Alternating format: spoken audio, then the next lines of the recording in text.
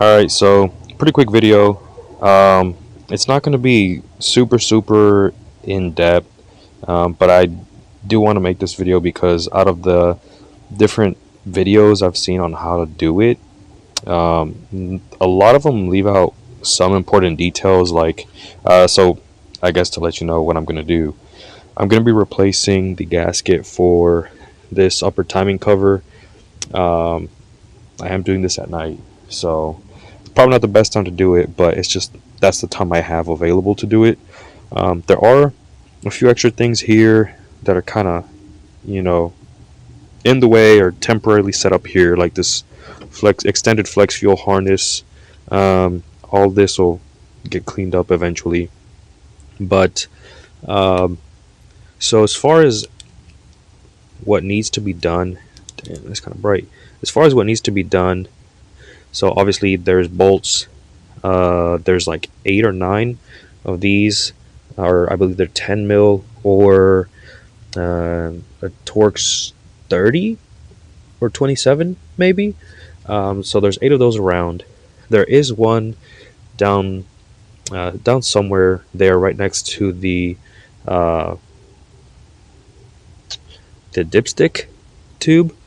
I don't know if you can really tell from here, but um, that one is kind of in a tough spot, and I don't really want to have to do anything with the motor mount.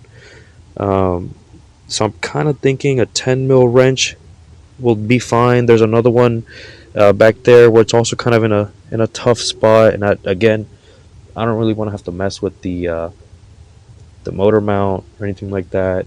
And I've seen and read that you're able to do this without messing with that, so I'm going to try that. But really, all you have to do is move this hose out of the way, move this hose out of the way, obviously disconnect the cam magnets.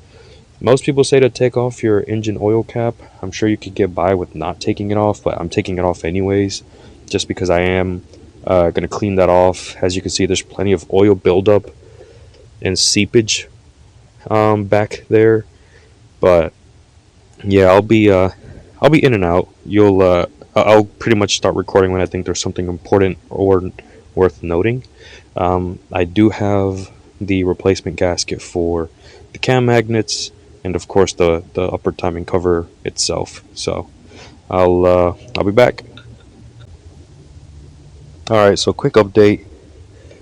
It actually only ended up being 6 bolts. I don't know where I got 8, but it's 1, 2, 3, 4, 5, 6, and then of course there's the 3 that go on the cam magnets.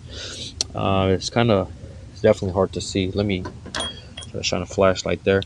Um, the cam magnets, I do have them kind of split up. So like, there's the one on the left and the one on the right. If you're looking at it from right here, the cam magnets can only go in one way. There are 3 holes. Of course, you got to try to make sure you put the magnet on there lined up to be able to click back into place.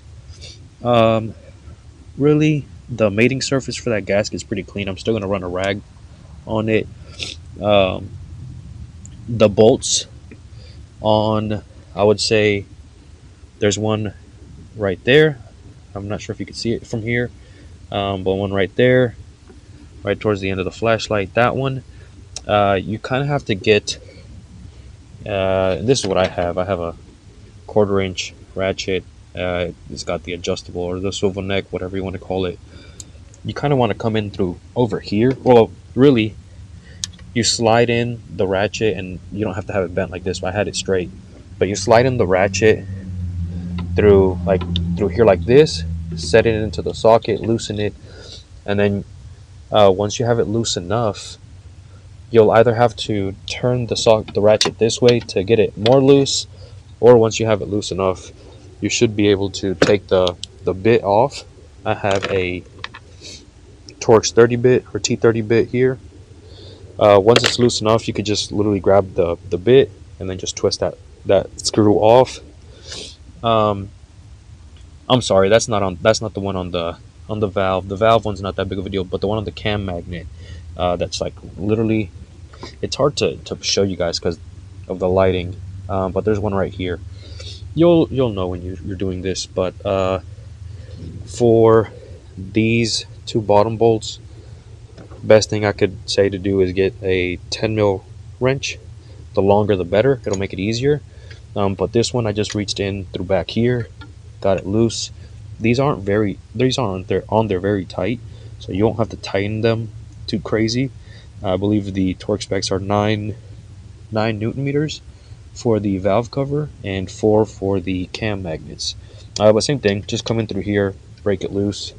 You should be able to get your hand in there and just loosen it all the way or back it out all the way.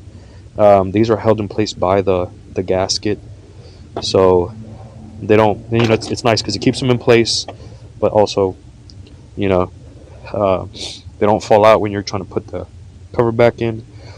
Sorry guys, I'm kind of cold. A bummer for me, realize I don't have any brake cleaner, but I do have some degreaser that I'm going to take to this side of it and put the new gasket on there, get it put back on. Here is the cam magnet whatever gasket.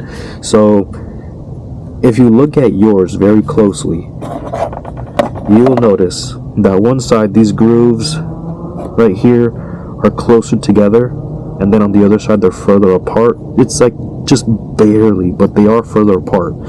The side where they're further apart goes on the outside of the valve cover, and the one where they're closer together, of course, goes on the inside.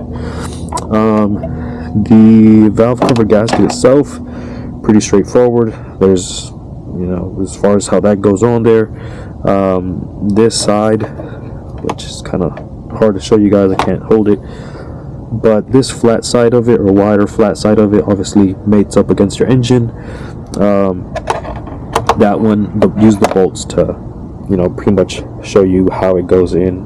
Mine was so old, it was more of like a hard plastic versus like a malleable rubber plastic compound.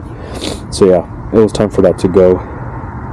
I just thought I'd point out, as far as the cam magnet gasket goes, when you put the cam magnets back in, you pretty much try to line up the holes from the cam magnets themselves to the engine, and then they can rotate pretty easily.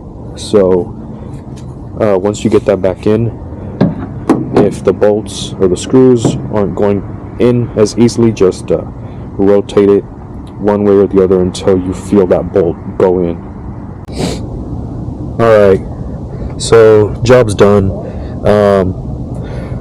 Only thing I can really think of that I didn't mention earlier, if you have, like I do, a flex fuel kit that mounts to your passenger side motor mount, I'd recommend breaking that loose. Earlier, this coolant hose I disconnected from here. What else? So this line, it's pretty, I don't know, I'd probably say, like, I wouldn't say seized up, that's probably not the right word, but it was a lot harder to get this twisted off than just simply undoing the quick disconnect. There's one on this side and one on this other side, you just press them in and pull off, and it goes right next to the AC line. There's like a little black line here that's probably hard to see, but where my finger is, there's like a black line where that goes connected to. That's just like your evap line or whatever the fuck it is, I forget. But that's pretty much it. I will say this bolt here is originally from the one that holds this dipstick tube in place, because it's at a weird angle and I didn't have any shallower bits. I used what I had, and it kind of stripped the top part of this bolt, so I'm just going to get a replacement for it. And I used the bolt that was here because it happens to be the exact same one where the dipstick tube goes. So that's pretty much it. I'm done. Just going to connect these hoses, and that's it for this video. If you found it helpful, leave a thumbs up. If you like anything from it, leave a thumbs up. Subscribe if you want. If you have any questions, feel free to comment below. I'll make sure to try to answer everything as quickly as I can. Again, you torque these to 9 newton meters. These go to 4 newton meters plus 45 degrees. Yeah, that's it. I mean, that's pretty straightforward. So straight up, right, that's what I did. I would get my torque wrench to just pointing straight up and then go to 45, right? This is, straight up. 90 is, like this. So straight and then just halfway. Hope that makes sense. But I'm gonna get this buttoned up and take my ass back inside because it's cold as fuck. But see you next time.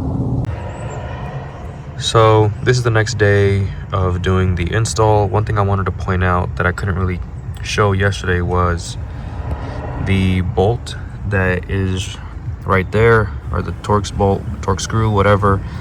That one you can get to with both of those you can get to with a 10 mil wrench. You just kind of stick your hand through back here to get to it, break it loose. They're super easy to break. They're not very tight at all.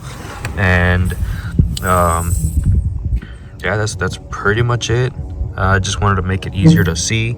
On this cam magnet, there is a bolt on the bottom side of where the sensor connects. You will want to get a smaller wrench or whatever you have with a T30 and stick it in through here and then bring it back to be able to put it onto the bolt. But yeah, that's pretty much it. Install's pretty easy. Takes about 2 hours. If you have any questions, let me know.